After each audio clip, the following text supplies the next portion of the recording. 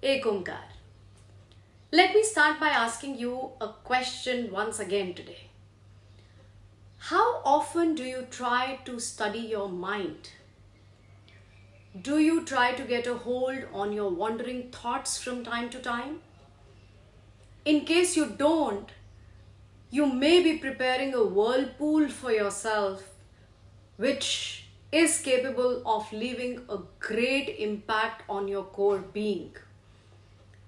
I may be repeatedly saying this in most of my talks, but you have to begin watching your mind in different ways by separating yourself from the mind. This will help you understand your senses and help you reach a stage where you may be able to discover a new way of controlling your mind and going beyond your senses. To each one, your own method, as I always say. But again, this is subject to a certain discipline with which you shall have to keep watching your mind intermittently. And now, actually, let's get to the interesting part. While you need to watch your mind for constructive or destructive thoughts, you shall also have to keep your mind engaged into healthy, creative, and higher pursuits. And while implementing all this positive framework, again ensure and check if the mind is losing focus or getting scattered in trying to do even the positive things.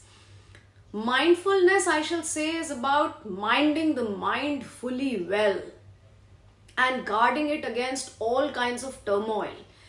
And when I use that word turmoil, I mean the straying thoughts, the lack of clarity, the low state of mind, the wrong emotions, the undue urges, temptations, and so on.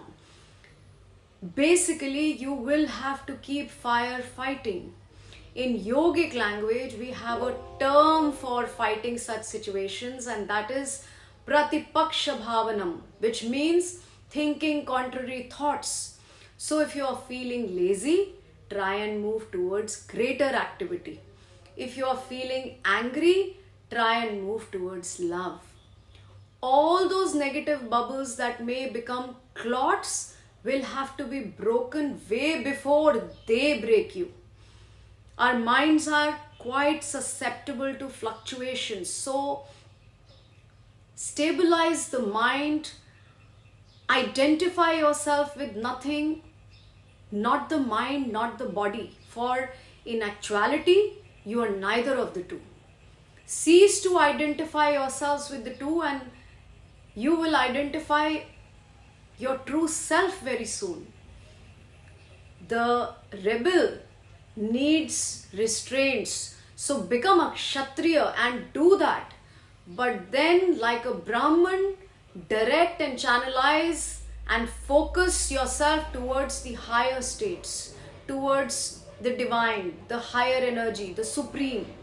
Look towards your guru for greater guidance and seek refuge in nature. Now I get many questions regarding what path to choose if you are an atheist or a non-believer.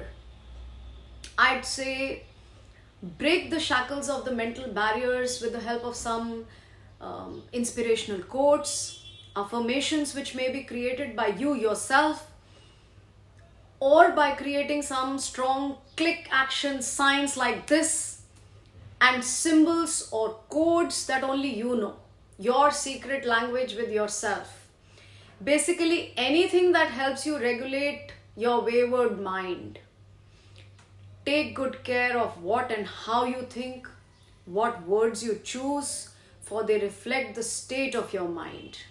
Try to stay in a state of utmost purity. All of this together will ensure that your mind remains healthy. And let me float a disclaimer here. Do not suppress your mind, rather learn to master it, because thoughts arise by practicing pratipaksha bhavanam.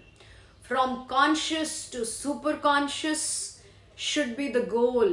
But first, let's get ready to fight the battle to move closer to the conscious. Very soon, we will discuss the methods you can adopt to achieve this optimum mental health. But till then, start watching your mind and start going towards that healthier state that shall take you closer to the ultimate reality of yourself. Namaskar.